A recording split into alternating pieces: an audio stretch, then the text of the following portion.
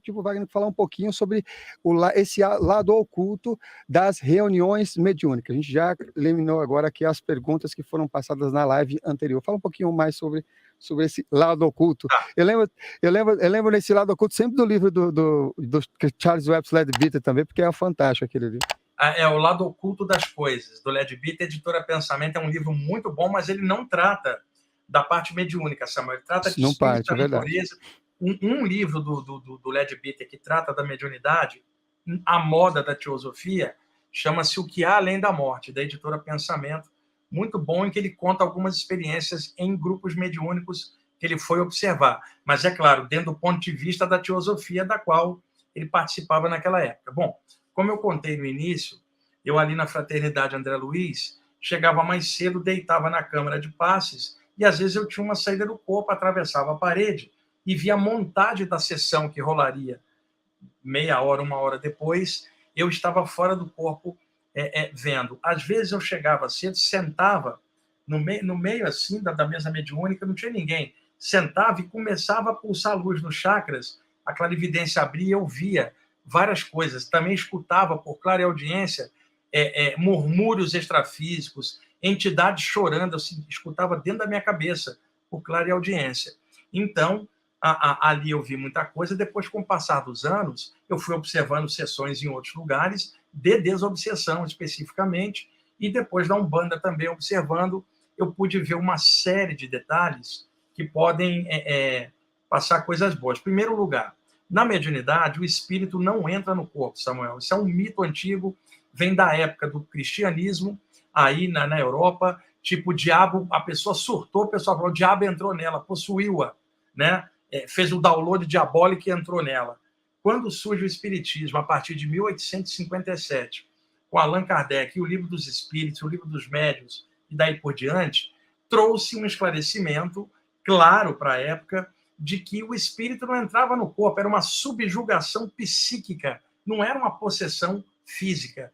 E o Kardec separou em 3 níveis ali na ocasião: a obsessão simples, a fascinação e a subjugação, no lugar do velho termo possessão. Então, o espírito interpenetra o campo energético do médium.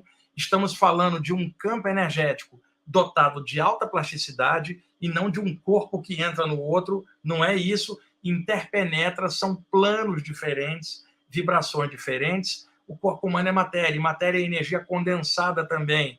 E o corpo espiritual da pessoa encarnada está ligada ao corpo humano pelos filamentos do cordão de prata e os chakras. Do mesmo jeito que a gente tem impressão digital única, nenhum de nós tem uma impressão psíquico-energética igual a de ninguém. E quando há uma saída do corpo, o cordão de prata, ele tanto está conectado na parte física quanto na parte astral, fazendo a conversão da energia. Alguém vem de fora, não tem um cordão de prata para converter nada, como é que ele vai entrar? Ele vai atravessar, ele não tem como encaixar. Mas muitos médiums têm a sensação que o espírito entrou neles. Eu acabei de contar ali no início da exposição que alguns médiums falam, o mentor está aqui dentro, mas o cara não estava dentro. O médico pesquisou pouco. Há uma interpenetração psíquica, que a pessoa sente o pensamento da entidade aqui e as emoções como se fosse ela. Não significa que o cara entrou nela, porque para poder comunicar, não precisa dominar o corpo humano, domina a mente e, por reação psicossomática, domina o corpo humano. Então, não é uma entrada no corpo. Eu falo isso como médium desenvolvido. Nas saídas do corpo, não entra entidade nenhuma no seu corpo, isso é mito. Quando eu falo isso em público, tem gente ignorante que chega, não, entra assim, entra coisa nenhuma. Eu trabalho com isso há décadas. Eu estou lendo pra caramba há anos sobre isso, sabe? Não acontece, as pessoas leem pouco, acham que sabem muito. E Samuel, eu com toda a casca mediúnica que eu tenho de anos, outro dia eu postei um negócio lá no meu canal, o cara falou, você está falando besteira. Eu falei, cara, você é um jovem, não sabe de nada. Eu tenho décadas trabalhando com a mediunidade, e o cara, não, eu acho que não é isso. E não tinha experiência nenhuma para embasar o que estava falando. Então, eu estou falando isso de experiência. Outros médiuns podem confirmar, num padrão médio, o que eu vou falar agora. Então, o que eu via na sessão, Samuel? Por exemplo, a sessão tem 20 médiuns. No campo astral do centro, né, no salão, onde vai rolar o trabalho, existe a aura interpenetrante do grupo, que é o duplo etérico. Do mesmo jeito que a nossa aura dilata naquele fenômeno chamado de ballonnement, ou quando a pessoa exterioriza energia e sente que as mãos estão ficando grandes, que é a dilatação da aura das mãos, a aura nossa dilata. Quantas vezes numa reunião, Samuel, a minha aura dilatava e mesclava-se, acoplava com a aura da parede, do teto e do chão, como se a sala e eu fôssemos um só. Mas a sala não entrou em mim, mas eu sentia literalmente que eu e a sala éramos um só. Então, do mesmo jeito que a aura nossa expande, mentores podem expandir a aura do duplo etérico da reunião. Então, se na sala cabe 30 pessoas, no duplo pode caber 300 entidades num ambiente extrapolado. Dentro dessa ampliação, existem níveis, tá? Você tem 20 médiuns, como é que eles vão acoplar 300 espíritos? Não dá. Então, uma parte do trabalho é feito no duplo da reunião, mas usando a energia do grupo embaixo, porque quando se trata de um tratamento espiritual do lado de lá, os mentores não precisam de ninguém do lado de cá. Mas quando se trata de entidades presas aqui para soltar lá, precisa da energia de pessoas para poder fazer o meio de campo energético para depois soltá-los para o lado de lá. Então, o que eu via? Traziam primeiro, eles dividiam os espíritos em blocos. Então, por exemplo, num canto da sala, tinham 50 entidades obsessoras, maldosas, com alto poder mental, presos num campo de força, tudo entidade intelectualizada para o mal. No outro canto, tinha mais 50 espíritos apagados após a morte. Eles não eram do mal, eles estavam apagados após a morte. Pegava um outro canto da sala, tinha mais 50 espíritos que não aceitavam a ideia da morte e de que tinha desencarnado. O que eu vi, então? Eles eram separados por bolsões e campos de força a partir dos sintomas que eles tinham e a semelhança do caso em que eles viviam. Então, pegava um espírito que não aceitava a ideia da morte, tem mais 50 naquele bolsão, e cada bolsão com a sua vibração isolado dos outros. Puxava um deles, acoplava na aura de um médium, às vezes eu ou outro médium, acoplava, e eu via claramente que entre o espírito e o médium haviam fios energéticos que os amparadores criavam para conectar a aura do espírito na aura do médium. Eu via isso em mim mesmo.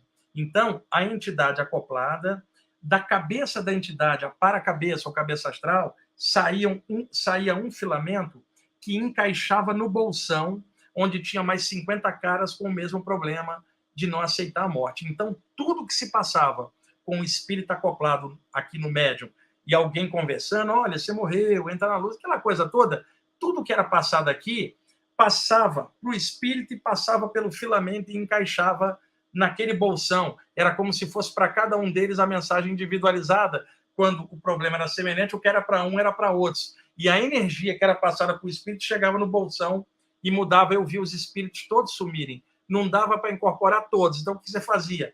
Traz um, conecta no médio e conecta o espírito no bolsão. O que rolar aqui, rola lá. Isso eu acho que é uma informação crucial para quem trabalha com desobsessão. Eu via isto claramente. Entre os médiuns, haviam filamentos energéticos interligando os médiuns. A mesa, o duplo da mesa, também dilatava. E junto com a aura dos médiuns dilatava, como se a mesa e o médium fossem um só. Muitas vezes, entidades ligadas a magias trevosas, à distância, os objetos enterrados num lugar com uma carga maligna, né? Como é que os mentores iam dissolver aquilo? Tinha um bolsão só de entidades ligadas à magia para o mal, ligadas a artefatos e campos energéticos deletérios agarrados no ambiente.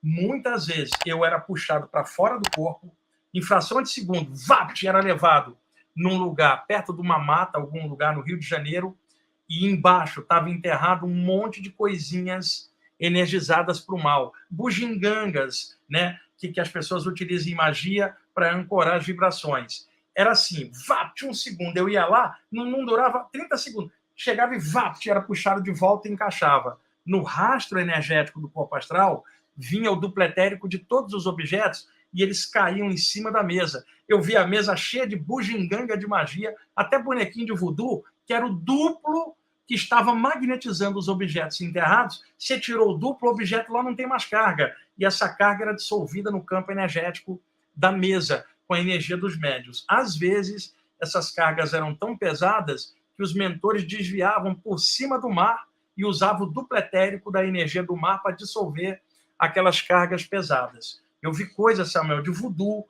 por clarividência, eu vi um monte de coisa. Esses anos todos mexendo com desobsessão, eu pude enxergar uma série de coisas, talvez até pela condição que eu tenho de saber didaticamente explicar, saber pesquisar para poder explicar como eu estou explicando aqui hoje. Coisas da prática, você não aprende isso em livro. Outras coisas importantes. Havia no duplo da sessão uma manifestação que começava antes da sessão. 1 hora, 2 horas antes, já estava apinhado de entidades dentro dos campos energéticos. Aquelas entidades maldosas que usavam o intelecto para o mal, eles raramente acoplavam, porque eles eram mais inteligentes do que os médios todos, inclusive eu. Treinavam para o mal. Eles estavam ali só para desgastar a energia deles, para depois passá-los para um tratamento ou direcioná-los para onde quer que seja do lado de lá. Então, essa informação dos bolsões e campos energéticos por tipo de problema das entidades, ela é muito interessante de eu estar passando ela aqui em aberto. E teve alguns casos, Samuel, que, por exemplo, uma vez eu estava, a sessão, faltava meia hora para a sessão começar. Estou sentado na mesa, foram chegando as pessoas, um médium ou outro sentou e tal. Os médios da Fraternidade André Luiz eram muito bons, muito disciplinados. A dona Enedina era incrível. E o meu amigo Joel, o maior médium que eu conheci, sabe? O Fonseca, que trabalhava ali explicando as coisas, vibrando energia. Tinha um monte de gente muito boa naquele grupo. Eu, jovem, aprendi bastante. Fui somando com o que eu sabia e desenvolvendo depois o meu próprio trabalho. E eu estou sentado ali, relaxei profundamente. O pessoal que chegou pensou assim, o Wagner cochilou na mesa. Eu não estava cochilando. Isso era meia hora antes, eu sentado ali. O meu chakra coronário dilatou para cima, Samuel. E eu fiquei um pouco para fora, algumas polegadas, um pouquinho para cima do corpo, meio projetado, né? E aí eu via o duplo do salão cheio de entidades, esses bolsões, e tinha no meio um grupo de entidades obsessoras que tinha sido trazido de última hora, e eles estavam fazendo uma bagunça no duplo do ambiente. Eles queriam quebrar os campos de força para incomodar os outros espíritos. Os caras eram tão zoeiros que eles queriam zoar os outros obsessores. Pra vocês terem uma ideia, né? O obsessor faz obsessão pelo simples fato que ele é obsessor. Às vezes tem motivo de vida passada, às vezes não. E aí, esses caras bem agressivos, desceu uma luz, atravessou o duplo, o teto do duplo, o duplo do teto. Essa luz veio na direção, gente. Essa luz ficou em frente ao meu frontal e puxou a energia da minha testa. Lentamente, a energia da minha testa indo, ele foi condensando. Ou seja, ele era tão sutil que, para puxar a energia de mim, o mais denso que ele aguentava era aqui, não era nenhum de baixo. Aqui já era grosso para ele. E ele tomou a forma humanoide na minha frente, brilhante, a forma de Jesus. Gente, a emanação daquela entidade era amor puro. E ele trazia um objeto na mão, um aparelhinho extrafísico, tipo uma espátula eletrônica, que ele manipulava energia com aquilo. Provavelmente porque ele era muito sutil e, ao condensar ali, tá? Ele emanava um sentimento. Ele virava esse aparelhinho e jogava energia branquinha. Os espíritos caíam em choro, pessoal, e logo depois desmaiava. Ele limpou o salão todo e ele virou na minha direção. A essa altura, eu consegui escapar mais um pouco para cima, gente, tá? Já com os pés atrás encaixados na cabeça, totalmente consciente ali. Ele virou na minha direção. Eu fiz menção de ir na direção dele, me soltar. Ele virou para mim, gente. Eu senti toda a onda de amor daquele ser. Aquilo me desequilibrava. Samuel, era muito amor que eu não aguentava. Era tanto amor que eu emocionalmente estourava no choro. Não tinha como. Eu comecei a chorar igual aquelas entidades estavam chorando, numa onda de amor. Explica isso para um teórico de projeciologia ou de conscienciologia. Ele vai te falar que isso é emoção desequilibrada. O cacete, ele não viveu aquilo que eu estava vivendo.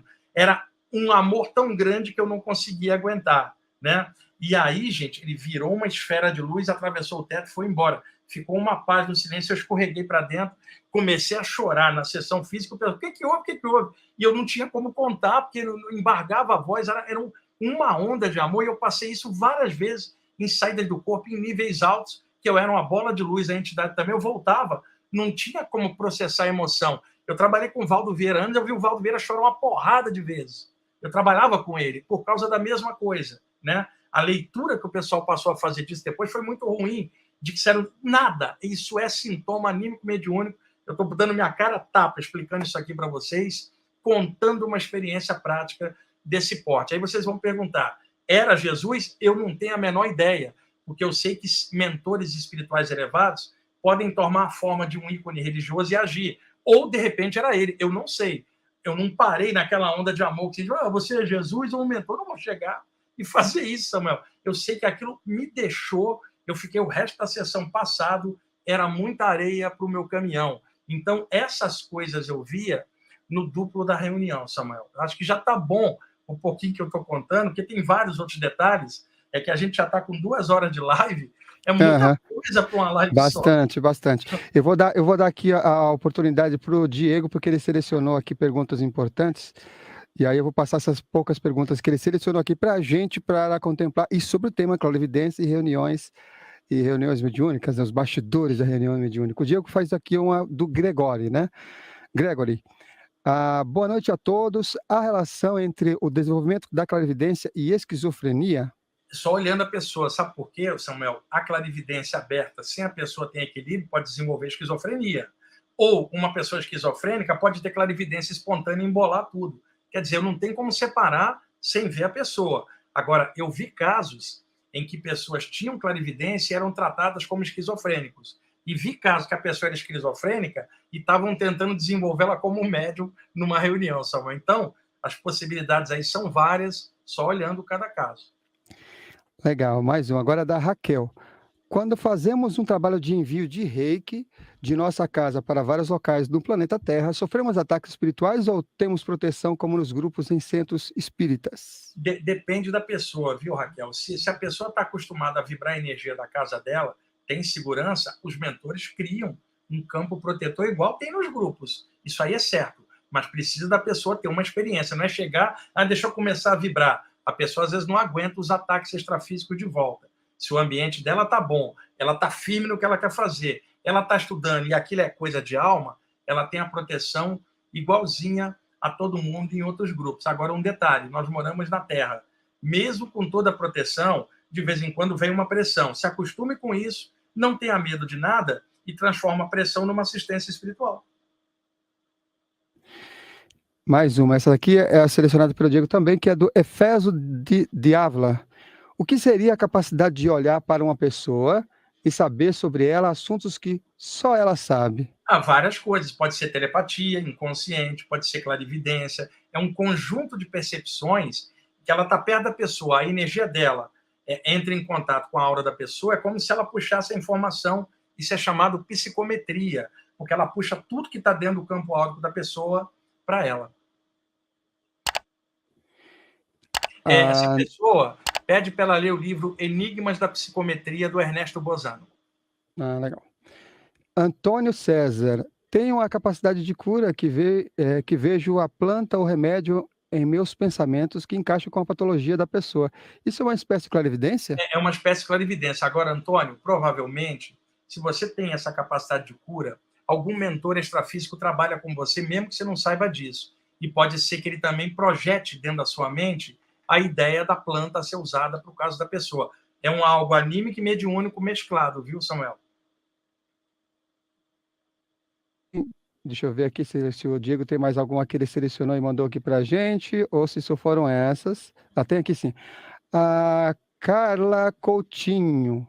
Poderia falar um pouquinho sobre espíritos mistificadores nos trabalhos mediúnicos e como se dá a atuação dos guias e protetores nesta interação? Depende. Espírito mistificador de vez em quando aparece, viu, Samuel? Nós estamos na Terra.